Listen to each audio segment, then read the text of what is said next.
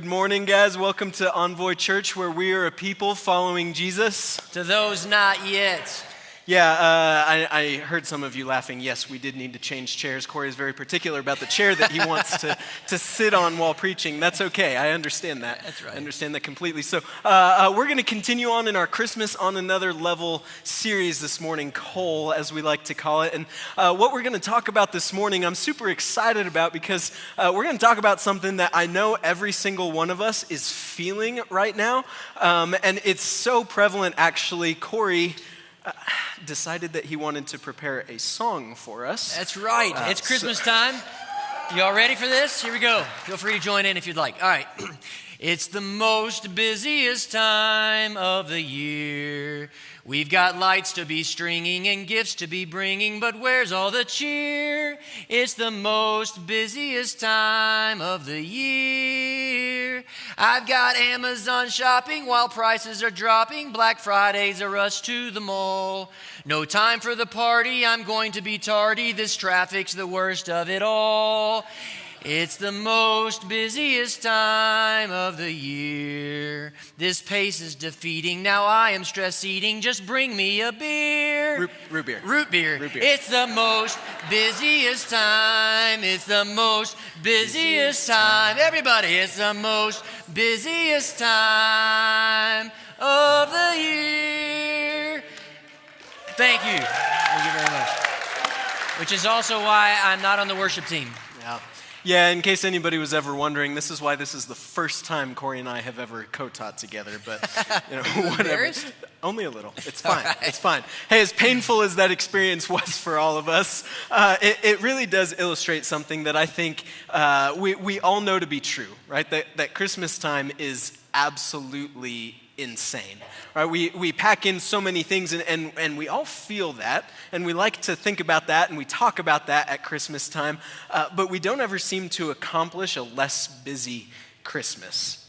And I think what we're really fighting against is an American cultural value that permeates every bit of our lives throughout the entire year.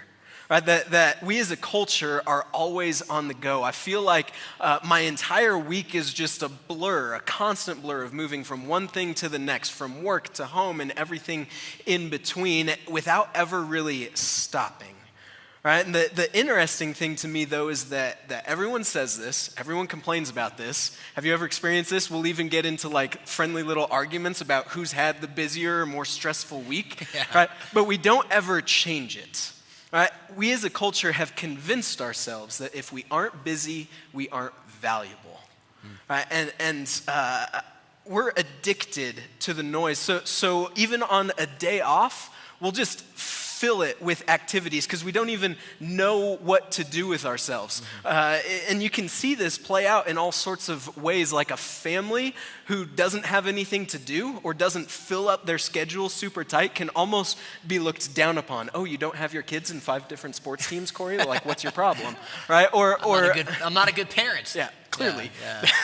That was mean. I'm sorry. I didn't mean it. No, we can. If you're like alone at your house on a Friday night, you must be sad or lonely or something. Like if you were important, you would have a ton of people constantly vying for your attention, wouldn't you? Or if you really loved your kids, you would fill up their schedules with every experience possible so they don't have to miss out on anything, because we believe if you aren't busy, you aren't valuable. You know, you mentioned something before. Noise is toxic. I like that phrase. Noise is toxic, but it's also addictive, right? And so we're drawn to it. Our culture is there.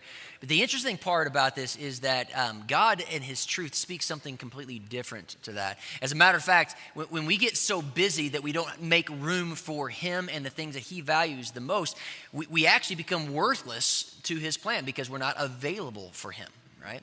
Yeah, and what we've been doing with this C.O.A.L series throughout the last couple of weeks is we've been taking these things, these little ideas that we think about at Christmas time, like busyness and creating moments and things like that. And we've been trying to bring them to another level, to the point where we don't just think about it and talk about it and complain about it at Christmas time, or where Christmas isn't just a temporary pause in these otherwise normal aspects of our lives. We want to take it to another level, to the point where it completely changes the way we live our lives throughout the entire year. Absolutely. Which I think is brings way more honor to the fact that the first Christmas, the incarnation, was actually a moment that changed the entire course of human history from that point on. What we've been saying throughout the series is we want everybody to have C.O.A.L this Christmas, all right? Because we want you to take Christmas to another level. And so the last couple of weeks, we've been taking a look at things like making memories, right? Like making moments, marking milestones. Today, we're going to shift gears and we're going to talk about creating margin. And we didn't actually design the series this way, but it actually builds on itself in this regard, because you can't like have those milestones and you can't have those moments without actually creating margin. That's what we're going to talk about today. Yeah, can you even imagine the Christmas story or some of the characters in the Christmas story if they didn't have margin, if they had no time? Right, like think about the shepherds, it says they were tending their flocks at night. So they weren't laying around being lazy, taking a nap or whatever. They were working. Right, can you imagine if the angel came to them and said, hey, the Messiah is born, and their response to that was, yeah, like maybe going and witnessing a live birth would break up the monotony of my day, but like I'm working right now, I'm on the clock. Maybe if you had found me on my day off, but actually I've got like my next 6 weekends packed a little tight, so I'm not going to make it this time. Yeah, that would be a huge miss, right? Or the wise men, if they happened to be able to be so infatuated with their studies that they didn't actually pause to be able to go and experience this incredible thing. I don't know how many of you all have seen the movie The Nativity. It's a family tradition for us. Every year we'll watch it on Christmas Day. It's really well done, even though it's not completely biblically accurate, but it's really kind of thought-provoking. And there's a scene with these wise men kind of debating on whether or not to make the journey. I want you to take a look at that real quick. Barren desert, inhospitable plains, rugged mountain ranges, then Jerusalem.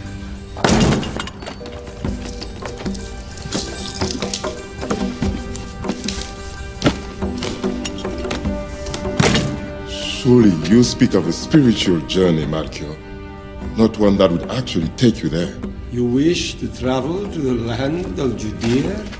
No. I wish for all of us to go. Melchior, this land you speak of, it will take months to journey there. We know nothing of the dangers we may find. And you're following a star only because it burns bright? Balthazar, surely you will join me. The star will be as bright here as anywhere. But you said yourself it would be a star over Judea. But Melchior, yes, I will need my instruments, my charts. Take them. But what about my cushions, my pillows? What about the food I'm accustomed to? Very accustomed to. Yes, I need my dates, my nuts, my spices. What about my wine, Melchior? If you need another camel, I'll bring it for you. Join me, both of you. They will be wasted months. I'm sorry, but I cannot join you.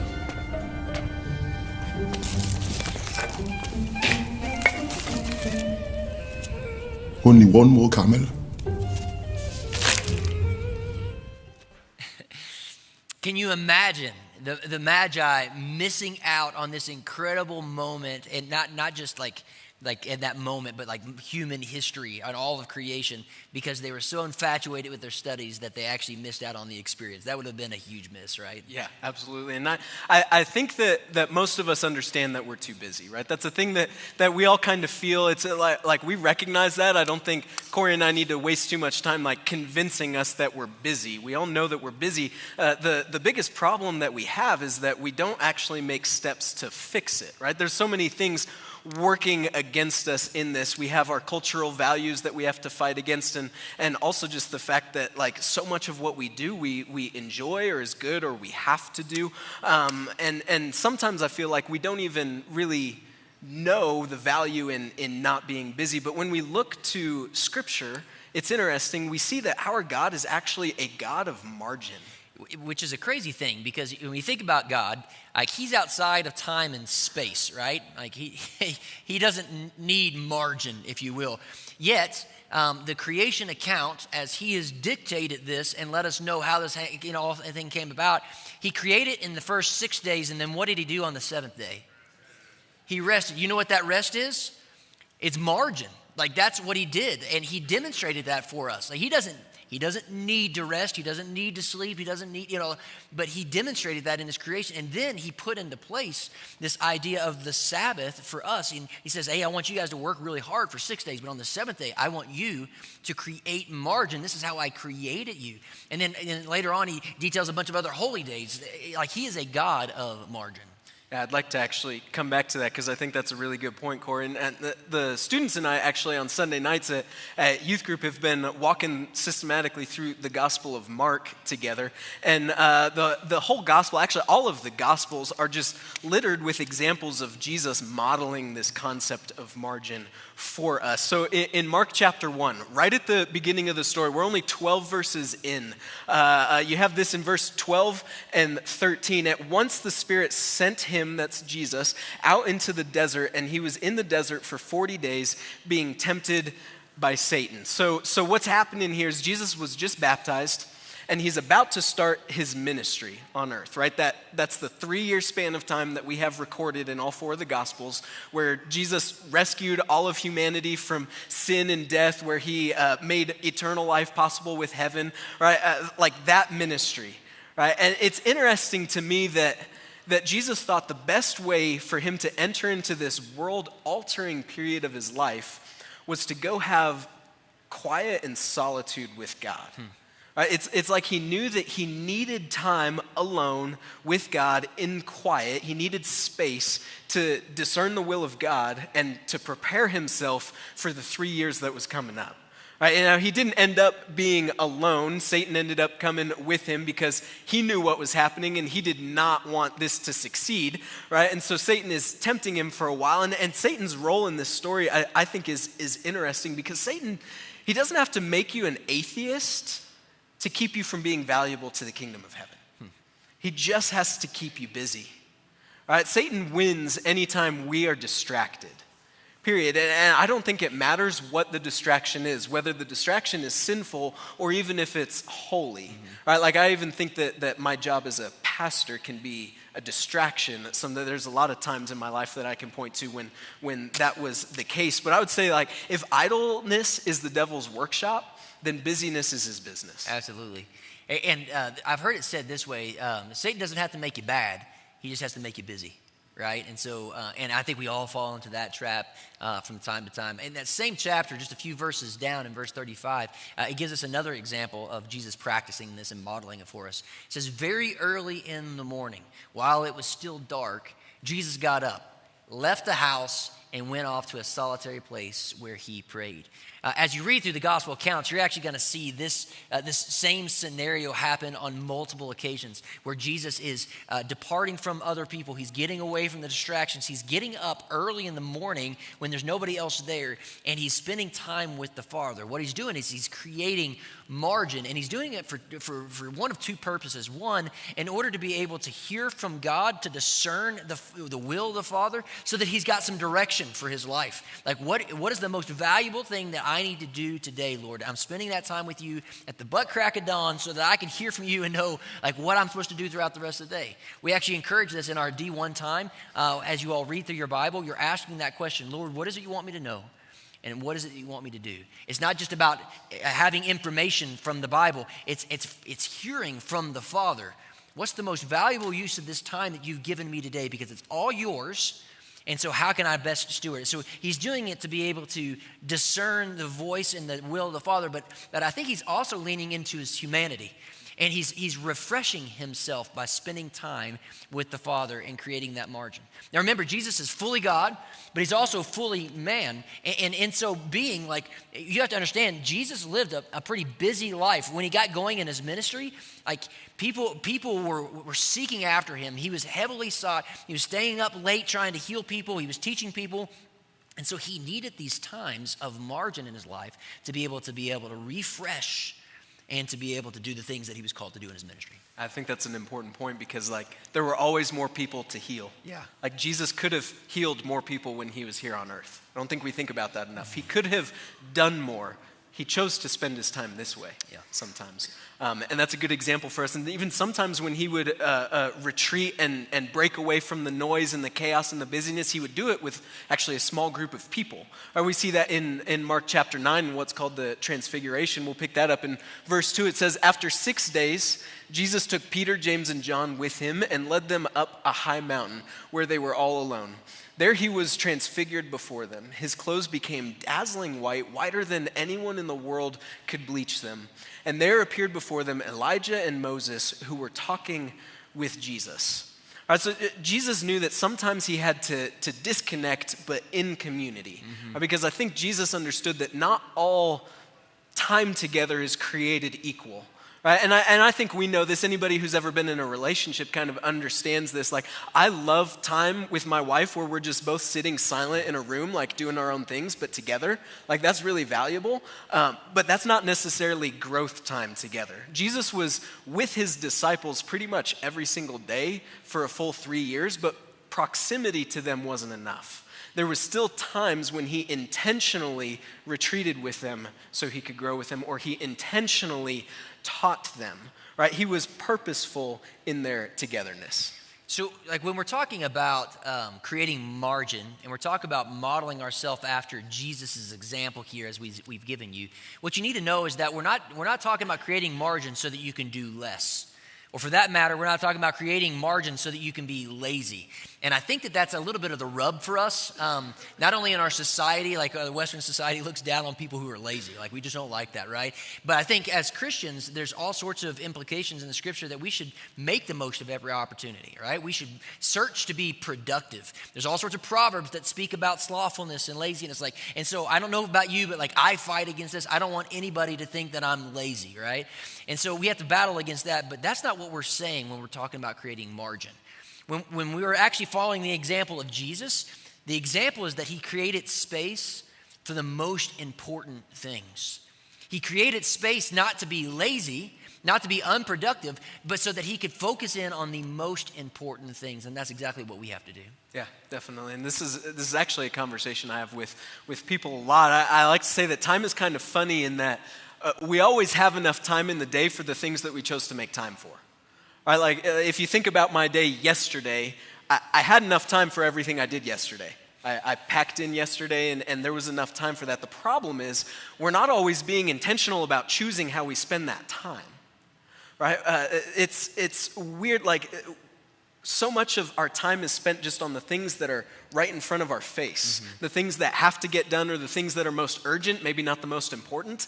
But we end up just going from thing to thing rather than taking some time to ask, what is the best use of my time? There's no intentionality with how I'm using my time, which bothers me sometimes. But the church in America, I think, has kind of bought into this cultural mindset of if you aren't busy, you aren't valuable. You can see it all over the place. So many churches, they just always want to do more things. Yeah. And the hard part about that is they're all good things. Right? There's no shortage of the good things that we can do, but what we're really doing is we're buying into this cultural notion and we're baptizing it. We're trying to make it sound Christian, and we're saying that busyness is next to godliness. Well, what I want to know is, are we modeling giving people space for discipleship? Because that takes time. That's slow. Are we helping people make space for the most important thing? Because the things that God actually want from us, we have to take the time to discern, and those things are going to be more impactful rather than us just sprinting around hoping that we're doing enough good things. Yeah, absolutely. I just wanted to make note, my screen is bigger than your screen, and so I'm more important, by the way. So right. Just so you know that. Okay. You know what's funny is earlier we talked about this, and you all even laughed about the song because you all recognize it. I don't think we have to convince you that busyness is bad, or that this season specifically that we're in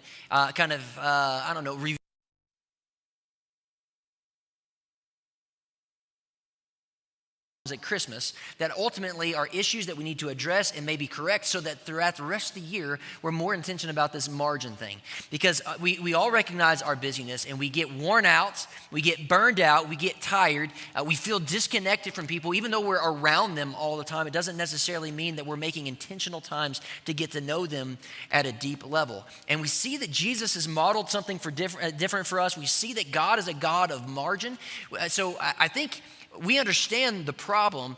What we want to do is in the rest of our time, we want to spend the time talking about the benefit of actually creating margin, our need for margin.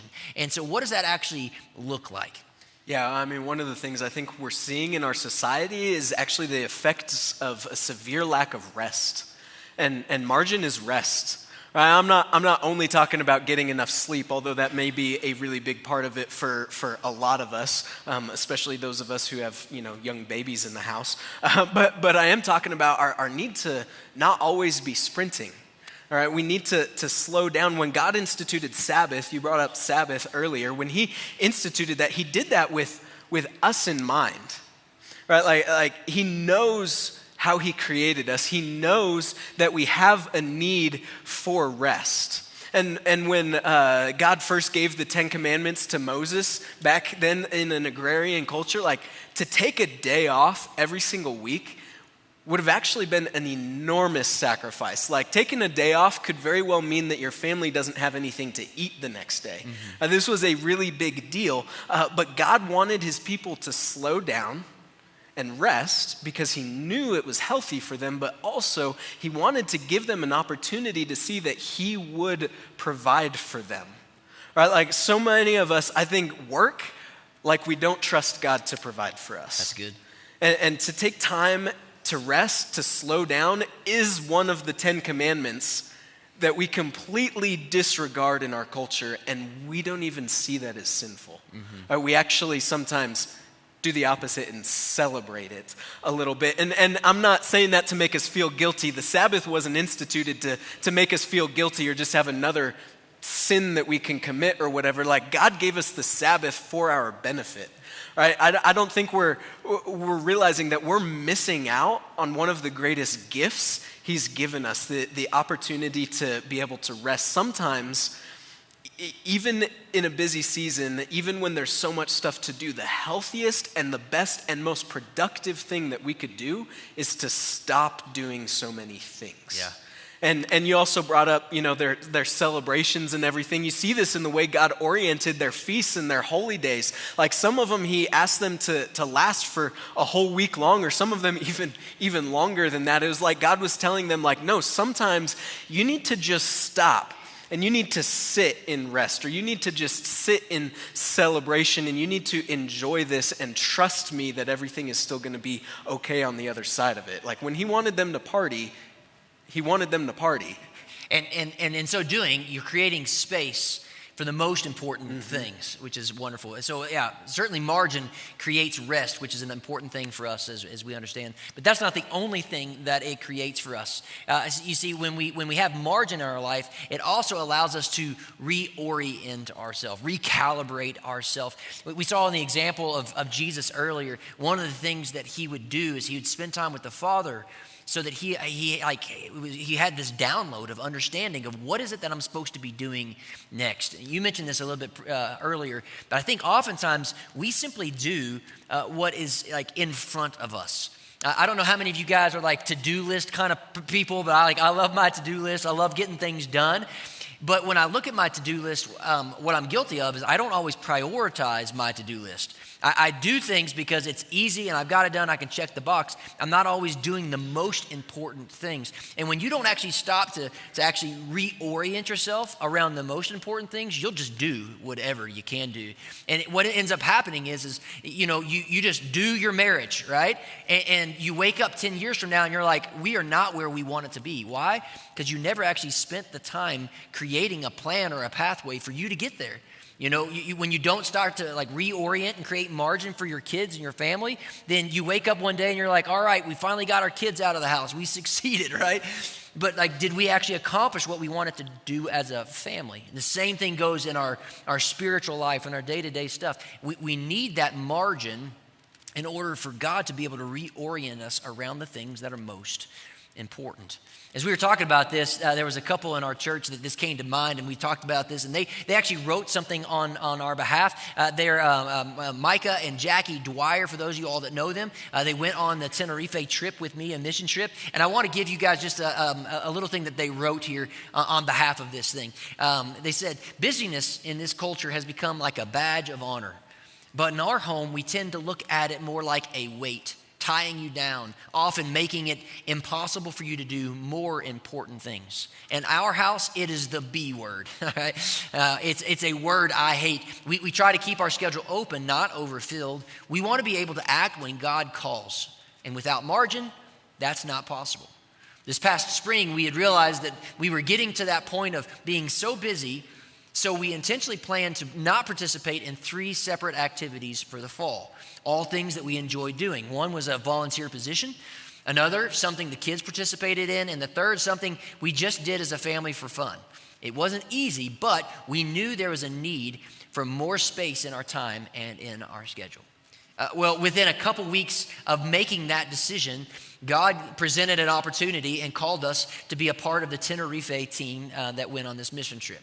To spend 10 days away from our lives here, it wasn't something either of us were looking for, or even in our dreams we thought we'd be called to, but here we were, and only because we had created that margin that we were able to obey and say yes. It wasn't necessarily easy to organize our lives and the kids' schedules to be gone for that period of time, but it was awesome to be able to see firsthand all the incredible things God had done on that trip, all the ways he had worked, all because we created margin to say yes to God.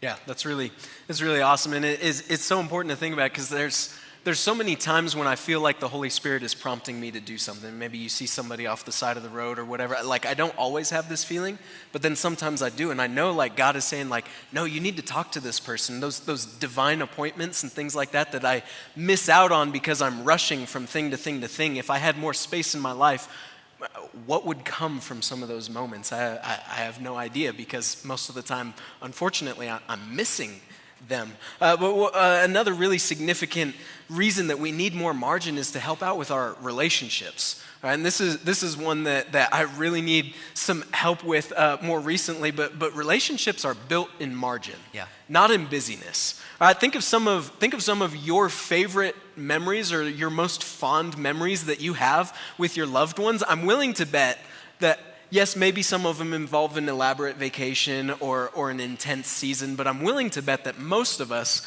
would identify times of quiet or maybe even boredom, or it felt like boredom at the time, with that person as some of our most significant memories. I had no idea that Janie and I would so frequently look back so fondly on our time in our first apartment together before, right after we got married, before we ever had kids, right? So we didn't have a house, we didn't hardly have any money, and we had nothing to do, and it was awesome, right? Most of our Saturdays were just spent kind of piddling around town or around our apartment, just like dreaming about like what we would do with a house someday, and dreaming about what we would do with kids someday. I had no idea that once all of those plans came to fruition, just how much we would long for that time back. You know, just like, man, we were bored and we loved it. Like, I wish we could go back to that. And we're actually, we're just coming out on the tail end of a season that's been the exact opposite of that. So, you know, you and I have talked about this a whole lot, but my family and I moved back here to take this job in June of 2022. And so we moved into my parents' basement.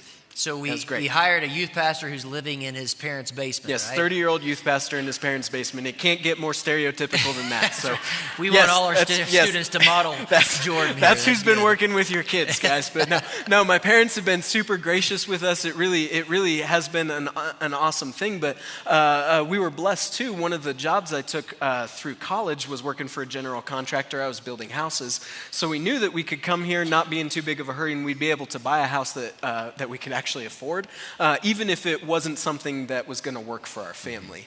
And so we went into this season. It was actually this last Friday, a year ago, that we bought our house, knowing that it was going to need some work. And so then I had issues with the city and all of that stuff. So by February, I finally got into it. So in February, we went in and we ripped it down to studs, and I just went to work. Right? And that took up every minute of my available time. I would leave work here and go straight to the house. I wouldn't get home until late. Kids had already been put to bed.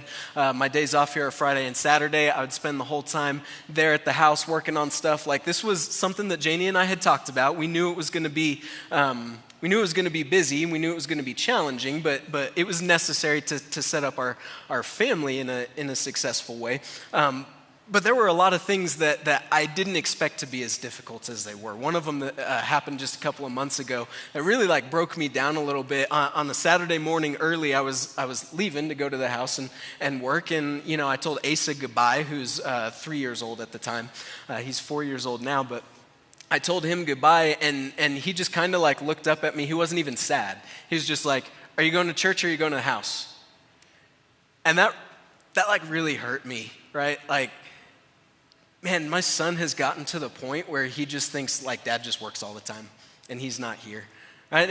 Ace has always been a mama's boy. He would always choose Janie over me, which I love that. But there would be times when I would get home early and be able to put him to bed and be like, "Hey, Asa, you want me to put you to bed or anything?" That used to be our routine back in Missouri.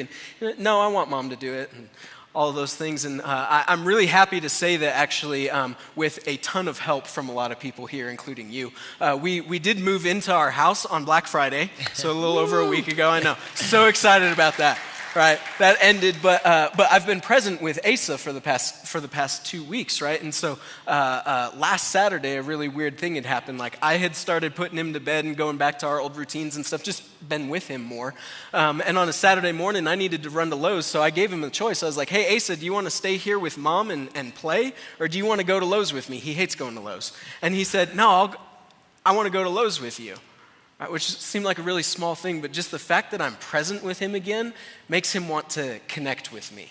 Whereas before, he didn't want to connect with me. And so it would be so easy for us to write this off as a necessary season for our family, which I think it was. But it would be really easy for me to just extend that and let that become the new normal. I think so many of us do this. I just keep working so hard, all on behalf of a group of people that I've lost all connection to, right? But we need to create space for the most important things. Absolutely. And just so you know, I love going to Lowe's. So if you ever need somebody, I'm here there for we go. you. Right? There we go. But my kids don't like going to Lowe's either. I don't understand what that is. I need a Lowe's buddy. Yeah. Anybody who wants to, just, yep, there it is. Randy, there you go. I got you. As you talked about that, I absolutely see that in our family, in the relationships, creating space for those things to happen. But for me and my wife, one of the things we've been talking about lately is that we don't create enough space for friendships. And the season of life that we happen to find ourselves in with 4 young kids and everything else, you can always come up with a bunch of excuses. But we oftentimes feel lonely and like we don't have any friends, So I could use you go into Lowe's with me if you'd like. But one of the things we've come to realize, and you all have probably realized this as well, every relationship requires work. It takes work to build relationships, whether they're family relationships or not. I wish relationships just happened and you didn't have to work at them at all. They just don't. And so, if you want to be able to have good friendships, if you don't want to, contribute to the loneliness that's already at an epidemic levels in our society, it requires you to create margin, to open up your home, to initiate, right, and to actually invite people into your life in intentional ways. And so, create space for the most important things. And when you don't create space for the most important things, when you don't create margin, you don't get those moments. You don't get those milestones that we were talking about earlier. The other thing I've come to find is that when I don't make margin in my life intentionally, I find that God has a way of creating margin for me. Whether it's I just get sick because I've been so busy and working, my immune system goes down. Anybody else experience that whenever you're just rushing and you're I haven't made time, and all of a sudden everything just kind of crashes, or some kind of life event requires me to actually slow down a little bit, and I think that does happen. One final thing here as we kind of move in, I want to offer an illustration. Before I get there, I do want to acknowledge that we both on the busy side of things and the boredom side of things, we don't always make the best use of our space. And I know that we're talking to some people here that your calendars are completely full and you need to talk about margin. For others of you, you're sitting there looking at your calendar and you're like, man, I'm kind of retired. I don't have a whole lot of stuff going on, or I'm a stay-at-home mom and kids are out of the house. And so like, I feel like really bored. It doesn't mean that you're making the best use of that space and time. So margin can happen in any one of those places. It's creating space for the most important things. Here's the illustration before we kind of turn it back to you guys. If I told you that I could help you find $1,000 extra in your budget, how many of you guys would want me to do that for you? All right, none of you. All right, that's good. All right. Yes, all of you guys would want to find an extra $1,000 and then you can give it to the church and then we'd be good, right? Okay. No, you don't have to do that. But like if you could find an extra $1,000, you'd want to know like where that's coming from, right? That would be great. The question is not finding the money or the resource. The real question is what would you do with that resource? That's what this margin thing is all about. It's not just about finding the resource. It's about saying, now that I've found that resource, I know what I would do with it. I know the value that margin has in my life. So let me put this a different way. Another resource that is actually more valuable than money. What if I was to tell you that I could find you an extra hour in every day? Let's go. Would you want it? If I could find an extra hour for you in a day, you would want that, right? Pretty sure my wife and I would just choose to sleep with that extra hour. That's right. But here's the deal. If I found an extra hour for you each day, that would add up to almost 15 days in this next year. 2 weeks. You have 2 extra weeks of your life next year. You guys would want that, right? Here's the deal. Finding an extra hour in your day is not actually that hard. I could sit down with you and we could look at your schedule no matter how busy you happen to be, and I bet you we could find an extra hour in your day.